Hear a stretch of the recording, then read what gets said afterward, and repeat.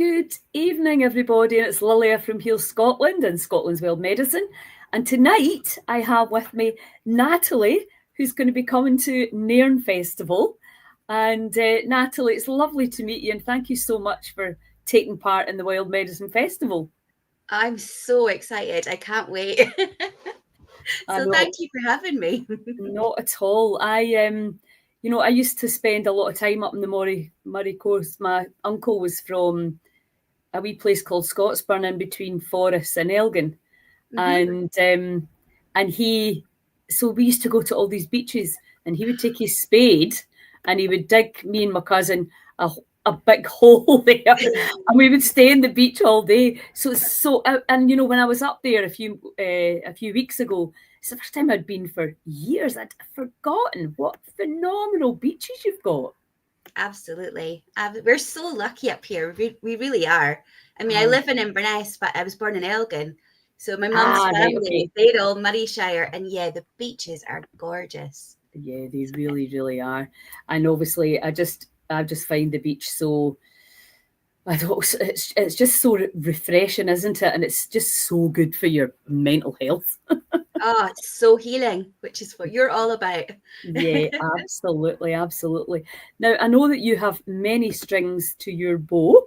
So do you want to give me a little bit of background how you kind of dropped in that you quite dramatically changed careers. So do you want to tell me about that? So I worked in health and social care for 25 years, more than 25 years. 10 of those years as a social worker, and I got completely burnt out. And it was around that time, I suppose, I first got introduced to laughter yoga, and it changed my life. And then I got into decluttering and organizing and life coaching, and yeah, my business just sort of formed from there. It's all the things that helped heal me and that sparked joy in me. And I just love sharing that with others. So I seem to have come quite far from social work, but it's still healing. Yeah, healing, supporting people. I know. I mean, I think social work, nursing, caring, teaching, these jobs now they're just brutal for people, aren't they? It's so... the stresses are... we are bound by a system that's just so archaic. Exactly. I don't know. I'm not sure how you make it better. I don't have that expertise, but yeah, because I come from a family of teachers, and I say to the teachers when I'm working with them, like, nobody's coming to save you. That it's really, you have to either... what happens is you leave or you go off sick, or you just make yourself sick. So well done you on making the leap, because it can be quite difficult when you don't even look old enough to be doing anything for 25 years. But, to you get the laughter. Well, you're a good advert. Yeah. There's usually a salary attached to these jobs, and, it can be challenging to move into a completely different career where you're likely going to be self-employed. There's a lot of things that, especially if you've got kids and all that and a mortgage, it can be quite a challenge. But I think what you just said there, you hit the nail on the head. I've realised this last year, that probably even earlier this year, that every single person that presents has healed themselves from something. And they then are inspired to share their story with others. So, laughter yoga changed your life. That's a big statement to make. So tell us about that journey, how it happened. How did you come across it? Yeah, so it's quite strange, actually. I'd never heard of it. And I was a newly qualified social worker at the time, and I was tasked with organising a team meeting. And I wanted to make it more sort of, team building, that sort of thing. So I don't know what I was Googling, and laughter yoga popped up. Now, our team had no budget, so there's no way in this world we could have paid for the lady that I found. But she was coming up to Inverness. She's Joywork. She's in Glasgow. She's amazing, Sharon. So she was coming up to Inverness later that year, quite a short time after that. And it was a an event that was sponsored by a mental health charity. It was free. So I literally dragged my team with me. We went one evening and oh my gosh, it's one of these things that just stick with you. Like everybody that went enjoyed it. But for me, it stayed with me for weeks, that buzz, the laughter, because we don't often give ourselves permission to laugh freely. We laugh a little bit, but we don't just give ourselves over to the laughter. And it was so magical and so profound. And I remember the lady, Sharon, saying, you must come and train to be a leader. But I just started my career as a social worker. That wasn't going to happen. And then fast forward a number of years, and I was completely burnt out. I was bullied by my boss. It was really miserable, stressful situation. And I thought, you know what? I'm just going to go down to Glasgow and train. Whacked it on the credit card, got the train down to Glasgow. And it was like 2 days training. And I remember the first day of training, the laughter just felt very forced. It was hard. And I remember going back to like Travelodge or whatever that night, and I just cried. I literally cried myself to sleep. And then the next morning, I felt like a new person. The laughter came so easily, so freely. Oh, and then I remember getting the train back up to Inverness, and I just knew in that moment that my life had changed. And although I stayed in social work for a few years after that, you know, I started a laughter yoga club like a few months after. I just wanted to share this with the world. And I still feel that way now. Like, do you know much about laughter yoga? I've done it a few times, but actually not for a long time. I did it in Malta years ago. And I'll tell you what my experience was, and you can tell me if this is kind of common. Because I grew up with 4 brothers that were hilarious. I laugh a lot in my life still.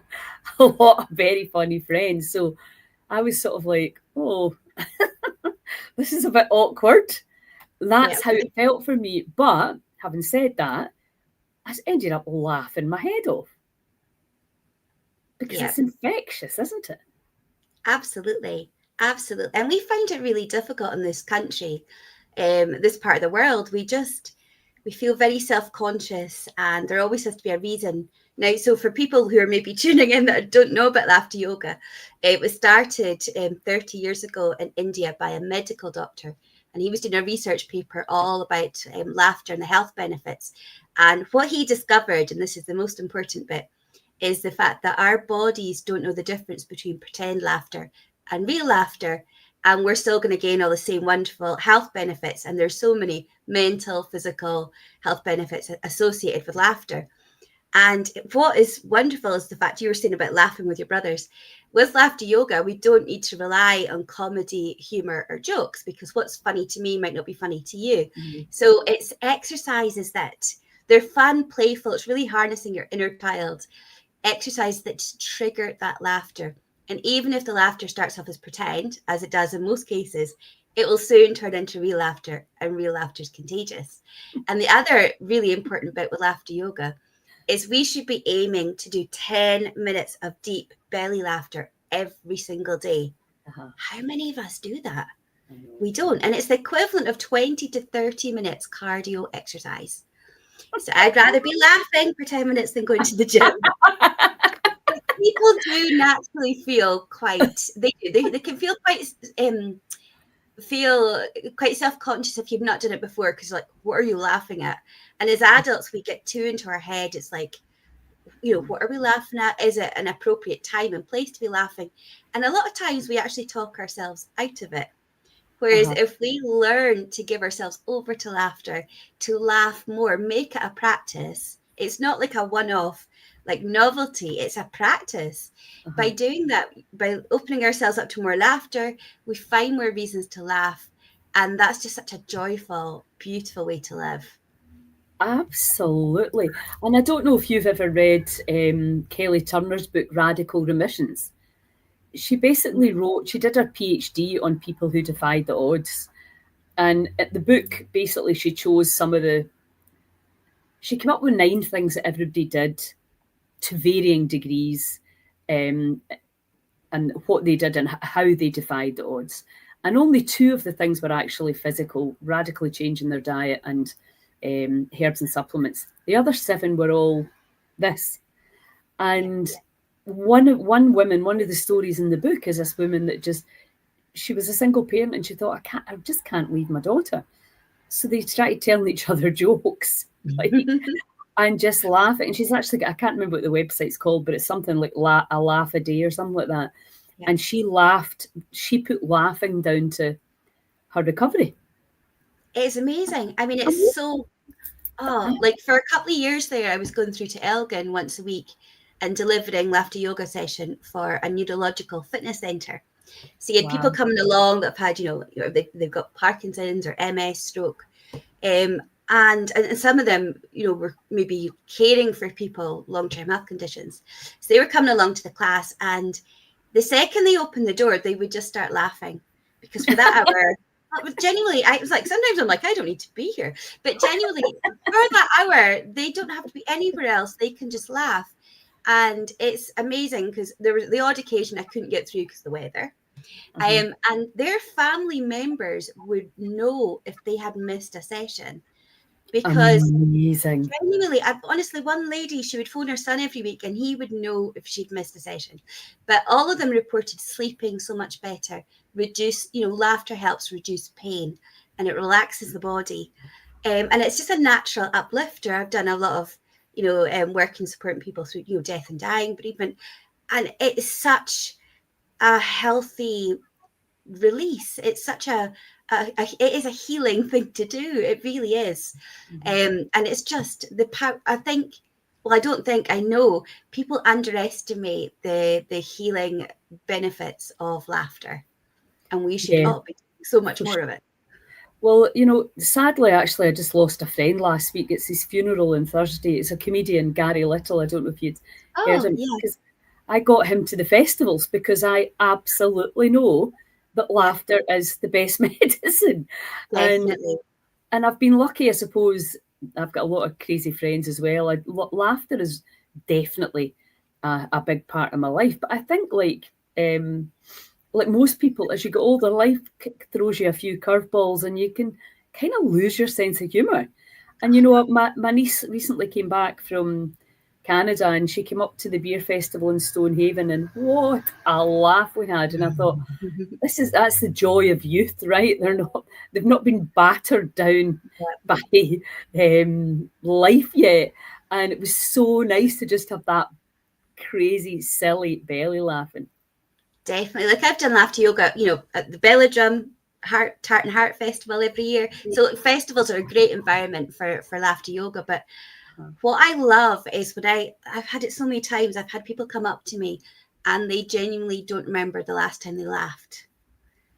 And because I support a lot of people, so I suppose that still harks back to my social work days. But imagine forgetting how to laugh, and that feeling, that awakening of the laughter. It's just that to me is really profound.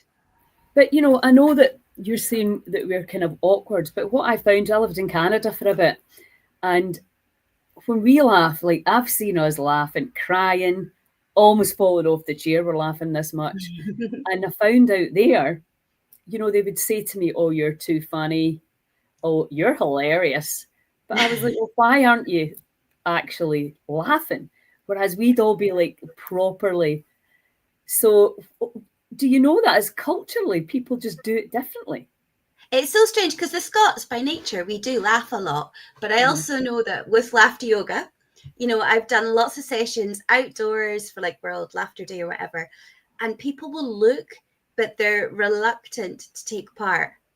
And you're just like, but then we've seen all the clips on like YouTube and stuff where you've got somebody just laughing in a train and nobody knows what they're laughing at, but the laughter is contagious and everyone joins in. So, but it's so frustrating because it's such a joyful, beautiful thing to do. Well, you sort of said before we went live, it's a hard sell. So what do you mean by that? Is that what you were meaning? People are like, we're self-conscious.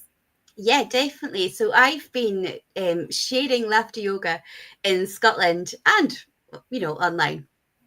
during lockdown, but for 9 years. And I have so many people. It's a shame because my classes were more active like before lockdown. But I do find there are so many people that will come to a session and they will love it. They will absolutely buzzing. It was, joyful. It was just great. And then you never see them again. And you're just like, because people just don't take it seriously enough as a well-being practice. So we need to change that. That's why I've started saying laughter yoga wellness, just trying to sort of open it up a little bit. I'm not the only one. There's quite a few laughter yogis there. They're doing that, just trying to make it a more, I don't know, relatable, approachable. I don't know. Because the yoga in the title is quite misleading. Yes. Because the reason we've got yoga in the title is because we do some breathing exercises, and that is just readying our bodies for like even more laughter. Mm-hmm. But I've had serious yogis come to my class with, their yoga mat rolled up under their arm. And I'm like, oh dear, the clue was in the title. but it's a hard sell. I don't know why, because to me, as I say, it's transformed my life and my family's, and the friendships that I have made and the opportunities that I have had from laughter yoga. I would never have imagined. There's massive physiological benefits, right? You're raising your vibration, you're changing your emotional state, your thinking will change, your blood pressure, the flow. I mean, I remember sort of going into the science of it when I was getting Gary, because I wanted comedy at the festival, because it's, we're never going to heal Scotland with misery. It has to be fun and laughter and light-hearted. So I really think that's an education thing. And also, people go to the pub and sit and have a few beers and laugh their heads off, but actually doing it without that. And I think, so many people now are stopping drinking or certainly cutting it away down. So, like, what, are we not going to laugh anymore? We're not going to. We have to find other ways to entertain ourselves. So it's certainly, you've got a medicine there. And I'm really interested in, how that affects people. That tend to work with people who have been diagnosed stage 4, terminal, incurable. And I'm like, I'm not sure that's true. It might not be true. Maybe we could turn it around if we even try. So I think that'd be a brilliant thing to bring in. A really brilliant thing to bring into. And what about the male-female ratio? Definitely more females. Mm-hmm. Oh gosh, so I take laughter yoga into workplaces as well as part of sort of corporate well-being, which is fun. If they've got a conference or team building, laughter yoga is perfect. And I always get a bit worried if I go into a room and it's like all males. I'm like, oh, this would be hard. But yeah, women are just more open, I think. But yeah, definitely more like my husband sometimes has to come along as like the token male. He's used to it. So's my son. It's fine. But yeah, definitely more females. But it's interesting how uptight we get, because I remember last year, I think it was last year, somebody saying about the Goddess Gathering. At the Goddess Gathering, it's workshops and talks. Yeah. But at the start of it, my friend Cara usually does a dance with some light sticks and stuff. And I get on some good tunes and I get up and jump around, right? And then usually, again, people join in. And so somebody had seen the reel and they said, oh, I didn't want to come because I didn't want to dance. And I was like, oh, wow. 2 people said that to me. So if that's the people that said it to me, imagine the amount of people that would have been out there that, you're like, wow, there's nothing more liberating, because it is that thing as well. You just start dancing, somebody will get up and join you. Absolutely. It's the same thing, isn't it? It's that kind of infectious thing. And I think, I know when I was younger as well, I played the guitar a bit, and I always needed a few drinks to have the courage to do it. And, it took me a while to realise that I was perfectly capable of singing and playing the guitar, when it was daylight and I was sober. So I suppose we're just kind of coming out our shell a little bit into all these things. And you can feel that in you. Even I'm like that, even when we're talking, I just feel like laughing. Actually, just being in the podcast with you. So it must be lovely, because I think, my friend and I, we always kind of swap stories of the difference in our upbringing. I'm the oldest of six. Our house was an open house. It was always full of people, and you can imagine 6 kids, their pals, and my dad, my aunt, my uncle always had guitars and music and records. It was a party atmosphere. That you just think everybody's kind of living like that. It's only when you're older you realise we're pretty lucky to have that much fun in our lives, and it's just not like that for a lot of people. So it's brilliant that you can introduce these things. And so what would you say to anybody that's listening to this thinking, I'm going to Nairn, I'm not doing that? I would encourage you to please give it a try. And if you never do it again, well, you don't. But that's the thing, though. I always encourage people to give it a try. And then I'm like, if laughter yoga is not for you, and I don't understand why it wouldn't be, but if it's not, I still want you to find a laughter practice. And I say that to all my clients, my life coaching clients, my declutter clients. I always say to them, really find a way of getting laughter into your day-to-day, whether it's watching, I don't know, cat videos on YouTube, or watching reruns of Friends, whatever you need to do, but get that laughter practice, because you need it. You definitely do. And I swear to goodness, the more you laugh, the more reasons you find to laugh. And it's the ripple effect. Absolutely. Genuinely, honestly, I'm like such a different person to like the burnt out, stressed out social worker I used to be. I wouldn't recognize myself now. And I just know that this laughter and this, who I am now, it's so much better for my friends and my family around me. And the laughter is just, it's magic. Well, that's the thing, you whether you're going into a workplace or into your family home, if you're lighter and brighter, everybody benefits from that. Definitely. And that's the thing. I've had a lot of grief as well. This last year has just been really, but laughter is my tool. It's my healing tool. So no matter how I'm feeling, I will find that laugh. And it's much needed. Right. Well, before I let you go, I want to talk about the clutter thing as well, because I think that's we're talking about how much stuff we have now. Now, I do not shop. I do not buy things, but still I seem to manage to accumulate, and I'm a bit of a bag lady. Don't really have I don't have a big house right now, and been staying at my aunt's. How do people, do people just have a lot more stuff now? Oh my God, absolutely. Things are so cheap.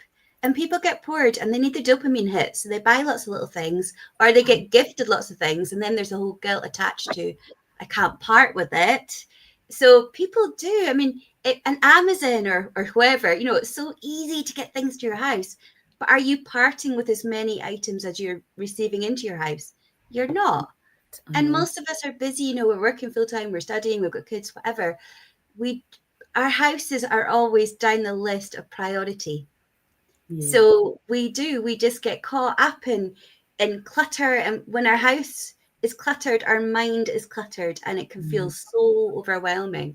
So I love getting into people's houses and really, and there's no judgment. I've been there. I've been there. My house has been a pigsty, and I've supported people. It's literally, none of us are taught how to declutter, organize. We were told as kids to tidy our room, but that usually involved like cramming things into drawers or, out of sight. And it still does. Yeah, exactly. But I would have like a fear if somebody would come to the door and announced, I'd be like, oh my God. But it's not like that now, because it's just became a way of being. Like, you don't declutter once and that's it. It just becomes a habit, a practice. So it's just it's changing your whole mindset around it. Like, do I need it? Do I love it? Do I use it? Trying to remove that guilt. If somebody's given you something, they've given it out of love, but are they going to want you to be carrying this item through guilt? It's really just changing our thought with it.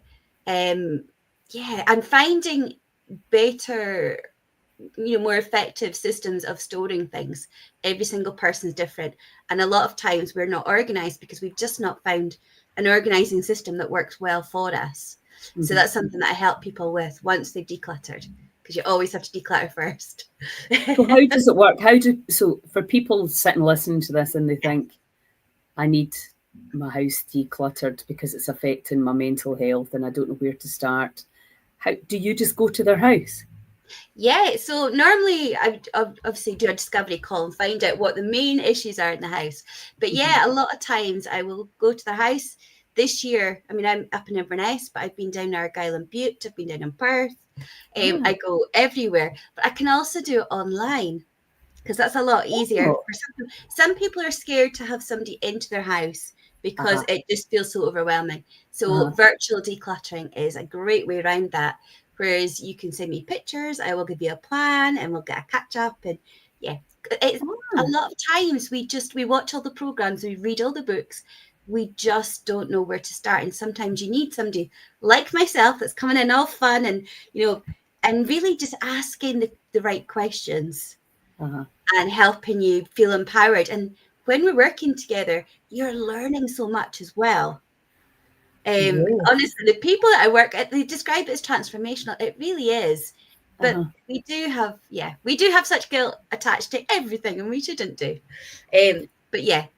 Well, absolutely. I think as mums now, as you say, it's and there's stuff coming in, there's lack of time, there's all the dishes, and it's I mean I had 3 kids, in 3 years. So I remember it's just constant.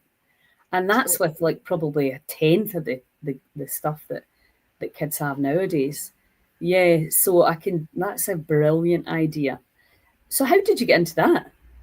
So, well, I was a single mom for the first 10 years of my son's life, and I was working full time and I was studying full time. So I'd be staying up all night doing essays. So the house was a total midden. It was like literally chaotic.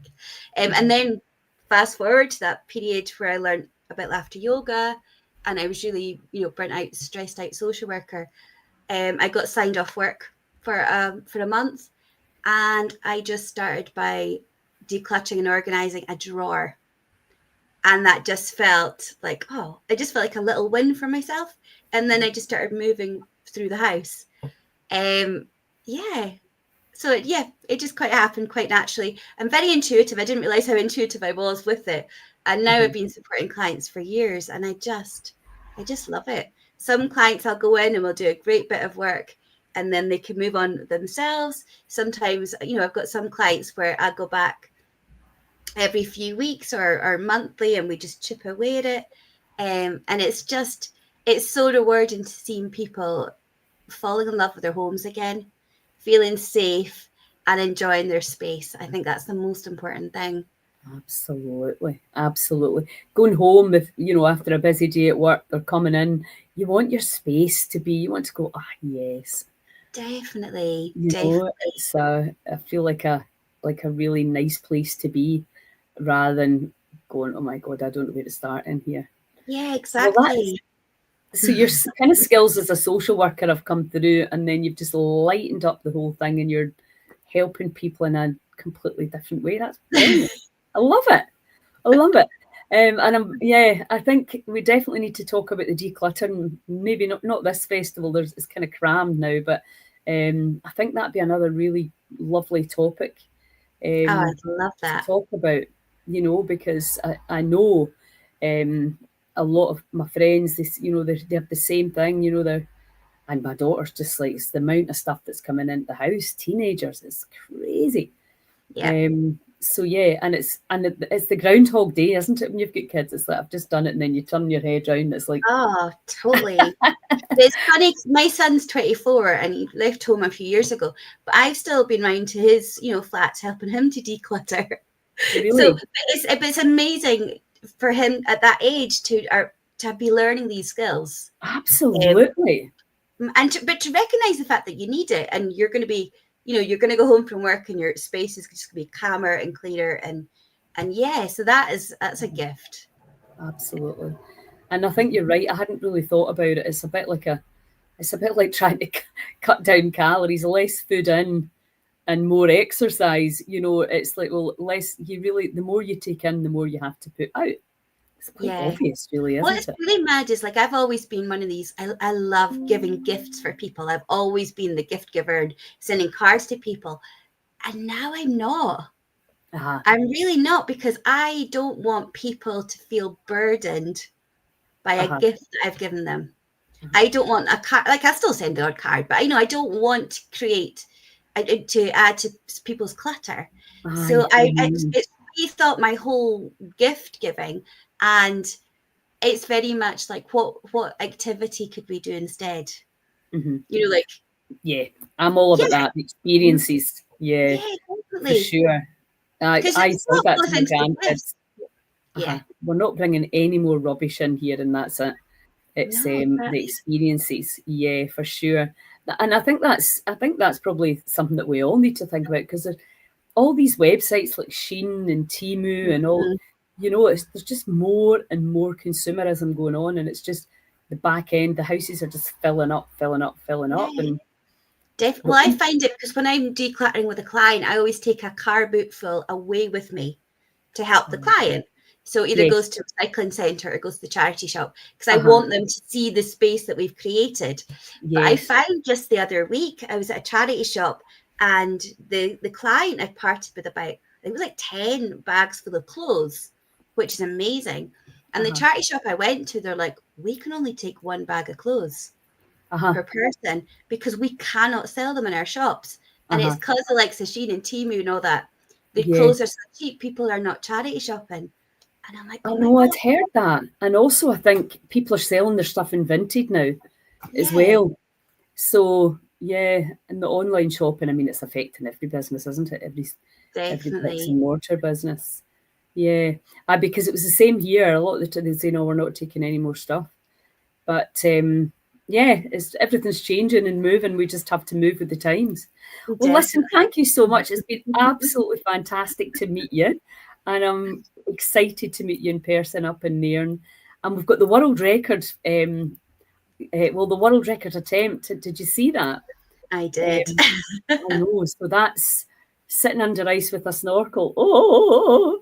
And he's training and it's going brilliantly. So that's 12 o'clock on the Sunday. So I think it's hopefully we'll get some nice dry weather so we can get on the beach at night.